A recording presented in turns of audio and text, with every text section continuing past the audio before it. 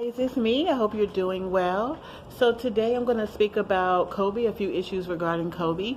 First of all, my heart goes out to the victims and their families that dealt with that horrible tragedy. So that's the first thing I'm going to say.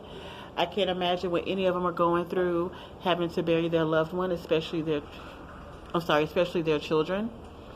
Okay, now that I said that, um, let me first address the conspiracy theories with him, okay?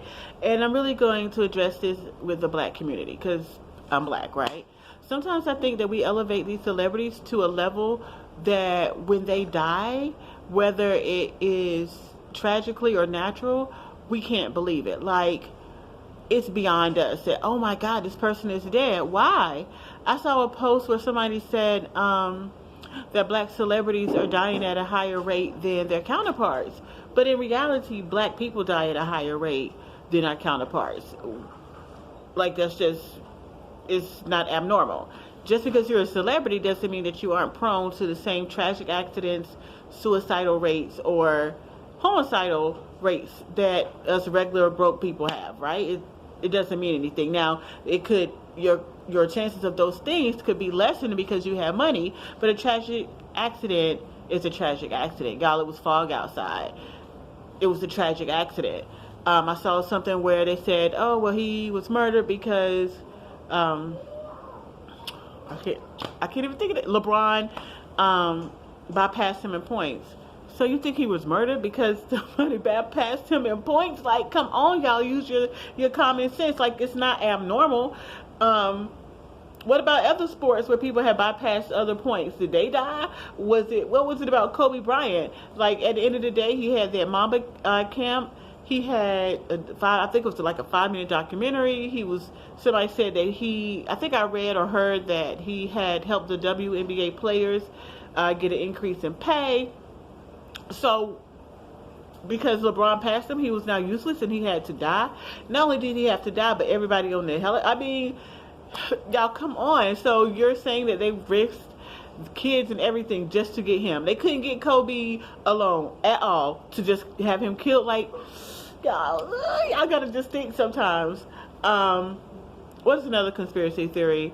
Somebody pointed up or had a meme of 2 news anchors doing like this, and I guess that's the Illuminati sign or something like that. We have to question ourselves because it is social media. Is this something that somebody created, or is this something that's real? What's the chances of 2 separate people doing the same thing at the same time? Like, social media be having us believe in things that we see when it really could be somebody else that created the meme and it's just spread worldwide because that's social media. Then somebody tried to post, the accident, and it looked like somebody was jumping. I'm like, y'all, it was a horrible tragedy, but it was a tragedy, and unfortunately, people's lives were lost. Then we have one where it's addressing, no, sorry, those are the only 3 I can think of right now. Like, I love my people. I love us. But sometimes it's like the tragedy be so bad that we can't believe it. And so we have to believe that it's a conspiracy when really it's just a messed up situation. I remember when Prince died, committed suicide, or not committed suicide, but had a drug overdose. Everybody was saying everything. Y'all, it was an accident. Accidents happen. It doesn't matter your race. It just happens. Another issue that I want to bring up is I've seen a lot of reporters and different people are talking about his sexual harassment claims or sexual assault. We're bringing up those allegations. Now, let me say this. I will never take away somebody else's pain because what they felt is what they felt, right? We also encourage our boys that they don't have time to think if a woman is playing or not. If she says stop it, even if afterwards she said, well, I didn't mean it. No, you stop, and you stop and you make sure you write down what happened.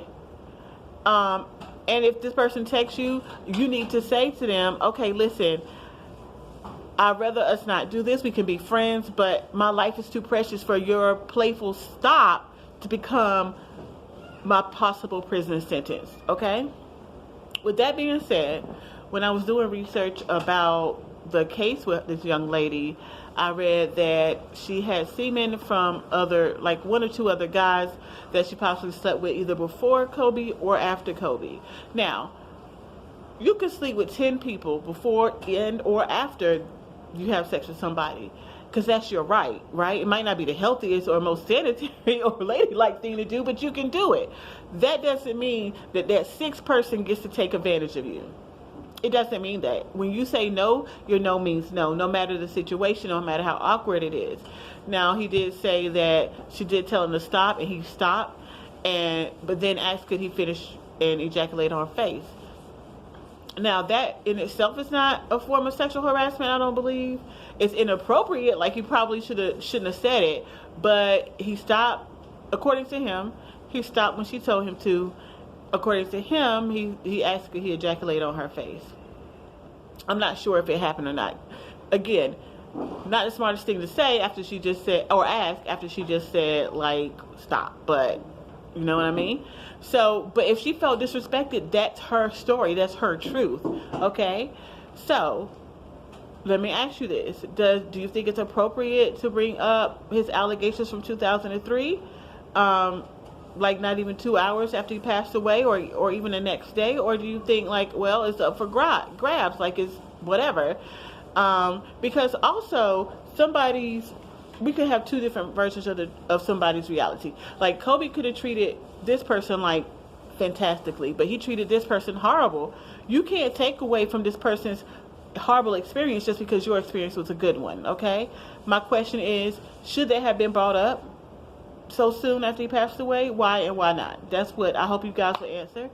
Now, the other issue I have with TMZ is that I feel like they exploit black people. Like, I don't like TMZ and I don't like Vlad for those reasons. So TMZ went ahead and reported this story without the police, whatever, notifying the victims' families. Harvey is saying like, well, it was a hot story, blah, blah, blah, et cetera, et cetera, et cetera.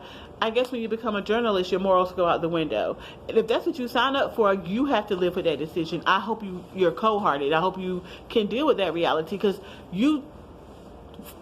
I'm sorry, on the radio I heard that this was the hottest story for TMZ in 14 years. They got a whole lot of reviews or looks or whatever, however you want to say it. Like, was it worth it though? You took away somebody's feelings because you wanted to be the first one to report that story. That's really messed up. They said it's a petition going around to shut TMZ, and I hope it happens. I'm sorry, I just don't like TMZ. I don't like Vlad. I actually kind of don't like Wendy Williams for this. I don't even know, I don't like her because I just hate when somebody exploits people. But that's just me, and I might be wrong, but hey, I am who I am. So again, what do you think about TMZ at this point? As far as Kobe, do you feel like if he did do it, that he's made amends in a way? Well, the girl was paid, I believe I read that. But do you think he made amends with the possibility of him having helped the WNBA players get additional money, with him doing all these other things for girls? Do you feel like this is an eye-opening situation for him? Do you think he was innocent? Do you think he was guilty? I mean, what do you think? Give me your thoughts. And I hope to hear from you. Oh, and please like my page, Author Catherine Scott, Pain, Survival, and Overcoming. And I will do my best to post more videos. Thank you.